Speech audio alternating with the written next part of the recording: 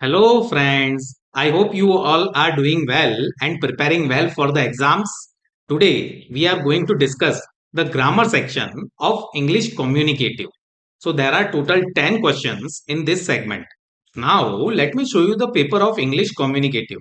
Here, if you will see, section 3 is of grammar and it is of 10 marks. So, what all questions are going to come in section 3 that we are going to discuss today? Majorly, the grammar section is segregated into three main types.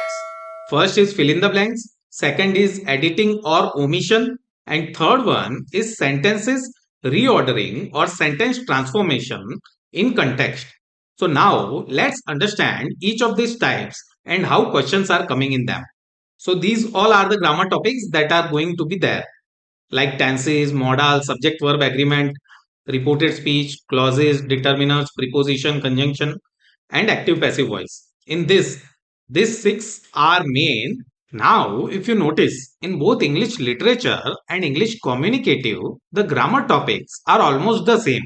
However, the difference lies in how they are asked. In English literature, grammar questions will not be asked in context, but in English communicative, they will be asked in context. Let me clarify. If you notice, these questions are without any context, meaning they are not related to each other. This is called grammar without context. Now, look at these questions. All of them are in context, meaning they are related to each other. So, while solving these questions, make sure to read the entire paragraph carefully before answering. Keeping this thing in mind, let's start solving the questions. Now let's look into the question. So first is fill in the blanks. So this is the question. A house on my way to work dash an American pit bull. On the surface it dash to be a friendly dog. All it does dash stand and grin through the fence. So here if you will just read the first line and try to solve, you might not be able to solve it. So you have to read it one or two times properly, because the first answer will also be linked to the third or second answer. So by reading this paragraph, we understood that it is in present tense. How? Because of this word does. Now let's look into the solution. A house on my way to work dash an American pit bull terrier. What will be the correct answer? The correct answer is has acquired. Why? Because it is in present perfect tense. Present perfect tense is used because the action has happened recently and has relevance to the present. And this comes in which category? It comes in tense. Let's look into the next sentence. On the surface, it dash to be a friendly dog. Seems, seemed, or has seemed. Which will be the correct answer? The correct answer is seems. Why?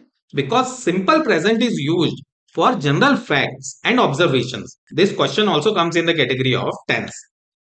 All it does dash stand and grin through the fence. What will be the correct answer? Was, are, or is? The correct answer is. Present simple is correct because the sentence structure follows all it does plus is plus verb. Also remember subject verb agreement. You can say that are or is both are in present tense. Then why is should come? Because it is in singular form. So singular subject will have singular verb. Both of the grammar topic are applicable here. Tense and subject verb agreement. So this is section number 1. Now let's look into second section. Editing or omission. Now let's understand the steps to be followed for solving the question related to omission. First, read the entire passage carefully. Then, analyze the sentence structure.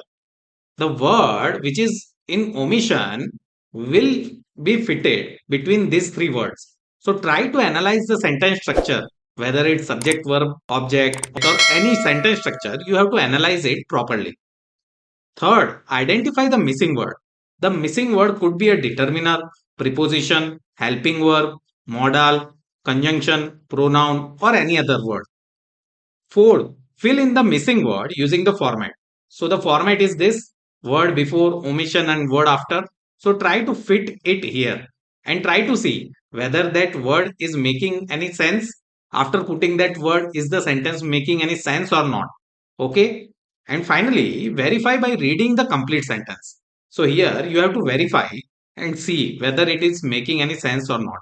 So follow these 5 steps and try to solve omission related question. So this is the question that is there in the paper. In the following paragraph, one word has been omitted in each line. In your answer sheets, remember to write the missing word along with the word that comes before and after it. Okay, you have to write all three. Please don't forget to write all three, otherwise marks will not be counted. So they have already given one example also. I 10 minutes late. If you will read the sentence, you will get to know that verb is missing here. So we have to write was here, and in the word before I have to write I, and word after I have to write 10. Now let's look into the remaining fill in the blanks. So let's try to read it first. I 10 minutes late for the morning. The exhaust pipe fell the bus. Mr. Brown was entirely unsympathetic. He said, "You get your bicycle, Robin."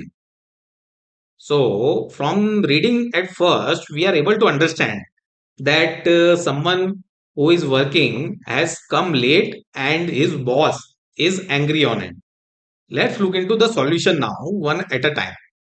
The first answer is of tense, which is already been given. Was missing, that has already been added. Now, the second question is for work, morning, the exhaust pipe. There is something that is missing here. What is missing here? This is missing. And word before this is work, and word after this is morning. So if you will read now, I was 10 minutes late for this morning. And this comes under determiners. Okay. The exhaust pipe fell the bus. So here what will come? Fell off the bus. Okay. Off is missing here. It comes under preposition. Mr. Brown was entirely unsympathetic. He said, "You get." Something is missing here. If you will read it once or twice, you will get to know that something is missing here. What is missing? Should is missing here. It comes under modals.